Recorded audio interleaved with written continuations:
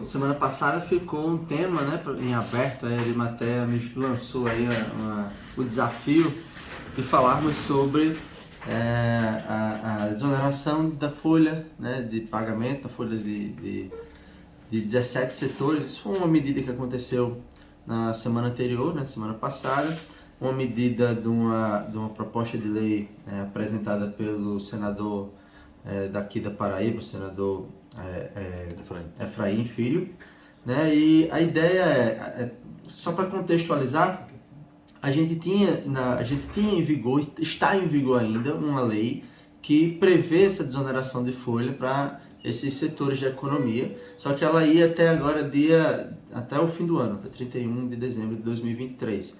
E aí o senador, prevendo e observando algumas questões específicas, propôs a prorrogação dessa desoneração até o fim de 2027. Né? Então, primeiro a gente vai entender esse nome desoneração, o que é isso, para que serve, e aí a gente chega naquelas tuas perguntas, Arimatea, aquelas perguntas bem especiais, né?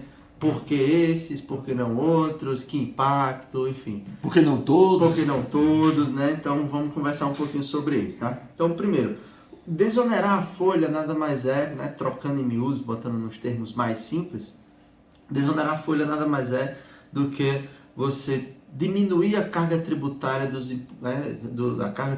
diminuir os impostos pagos pelo que a gente chama de impostos patronais. São os impostos pagos pelos patrões, por isso patronais, né? Os impostos pagos pelas empresas em função dela ter funcionários contratados. Então, a folha de pagamento está lá com a lista de todos os empregados, e a desoneração de folha é o que? É a redução dos tributos pagos sobre a folha de pagamento dos seus funcionários. Então, por que isso é importante?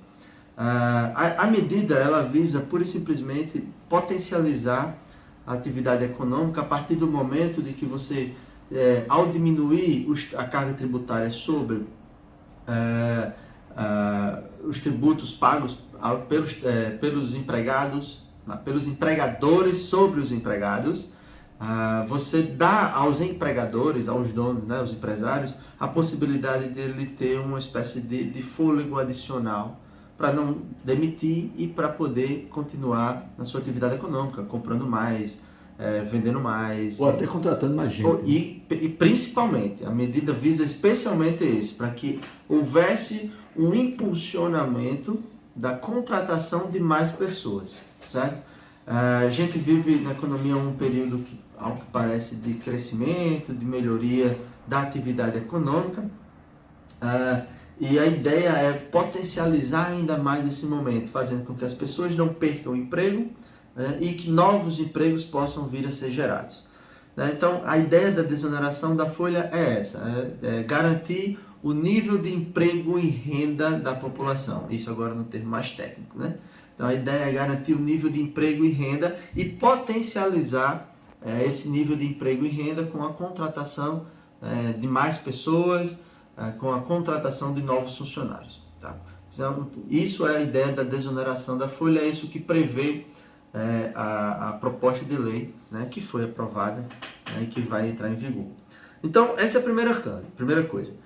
Agora vamos lá. Foi aprovado para todo mundo? Não, são para 17 segmentos da atividade econômica, né? Só para lembrar, o professor tem essa coisa de ficar sempre pontuando os conceitos, né? Quando a gente fala de atividade econômica, a gente tem 3 setores de atividade econômica. Antigamente chamava de setor primário, secundário e terciário, né?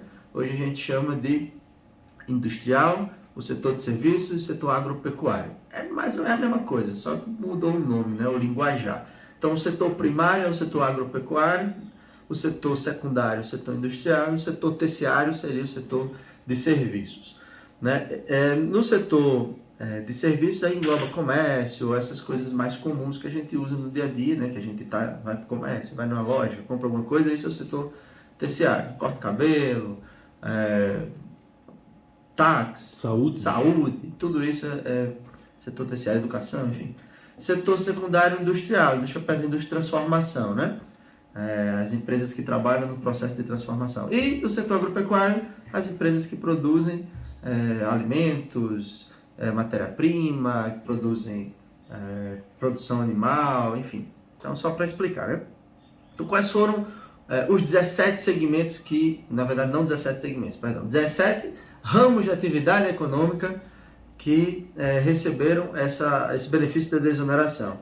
Eu anotei aqui, porque 17 é muito para lembrar de cabeça, né?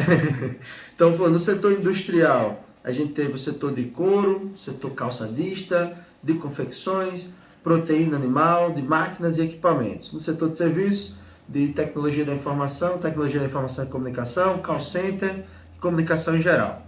Transportes, no setor de transportes particulares, pessoais, mas também transporte coletivo e também de produção de transporte pesado, né? de caminhões, máquinas pesadas. E no setor de construção, entre a construção civil e também a construção pesada. Então foram esses 17 setores que tiveram esse benefício prorrogado até 2027. Aí a pergunta é, como é que isso aconteceu? O que aconteceu e como foi essa desoneração? Essa desoneração, o imposto pago, né, o tributo pago pela empresa sobre a folha, ele gira em torno de 20%, né, 20% do valor do salário do empregado.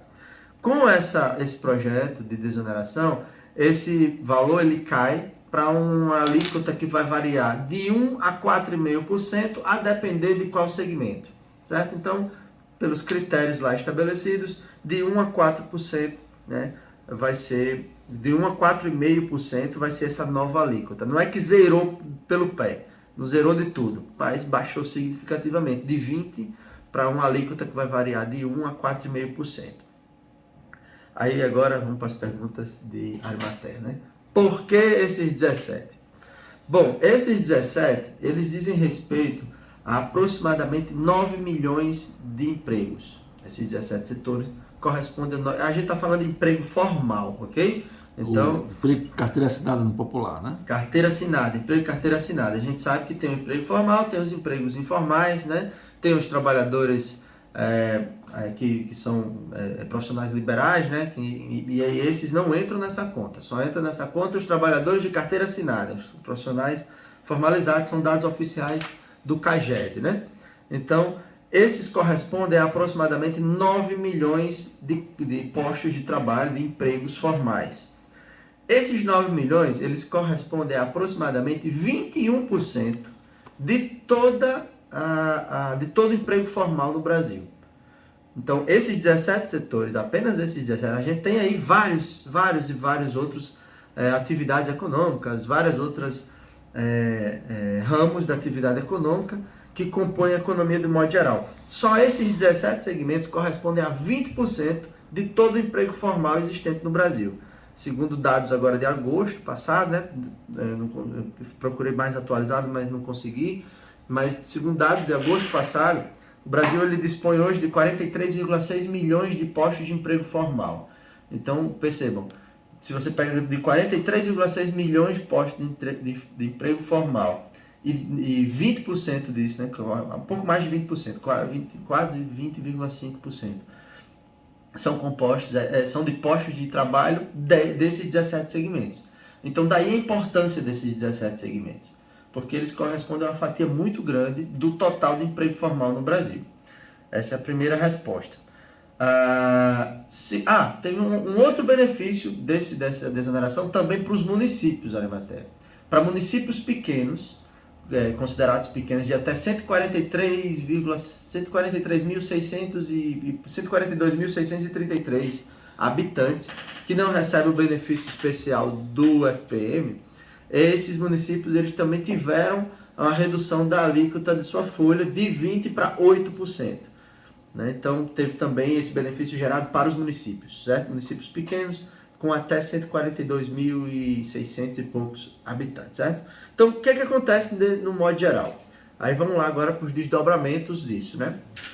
Por que é importante? A gente já falou que é para manter o nível de emprego e renda.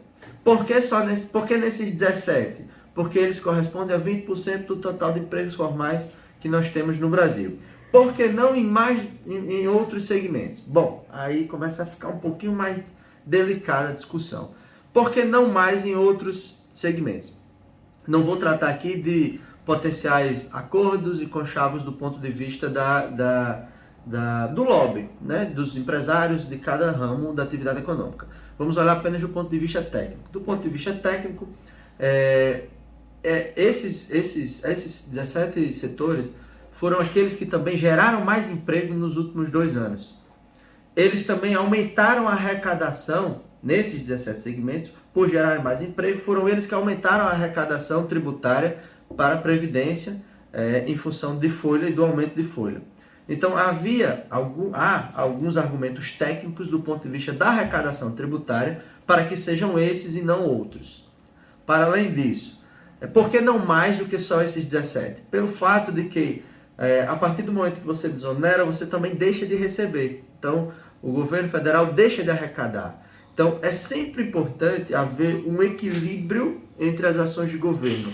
Ele não poderia desonerar a folha de todos os segmentos, né, de toda a atividade econômica. Por quê? Porque ele ia reduzir significativamente a sua arrecadação tributária e isso ia impactar ainda muito mais fortemente na Previdência Social, que já é um problema a ser resolvido no Brasil, né? Problema aí que passou por algumas reformas bastante complexas, bastante polêmicas da forma que tem sido feita, as últimas reformas foram feitas, mas alguma coisa precisa ser feita e precisa ser discutida, porque realmente a Previdência no Brasil ele é um problema de longo prazo. Começou a aparecer alguns problemas agora, mas ele é um problema de longo prazo, né? Então a gente precisa cuidar disso. Então, a partir do momento que se ele aumenta a desoneração para mais segmentos, ele diminui a arrecadação e pressiona o setor previdenciário do país. Então é preciso ter um equilíbrio. Então escolheu-se esses 17 por quê? Porque eles têm o argumento técnico de terem sido aqueles que contribuíram mais nos últimos anos na arrecadação tributária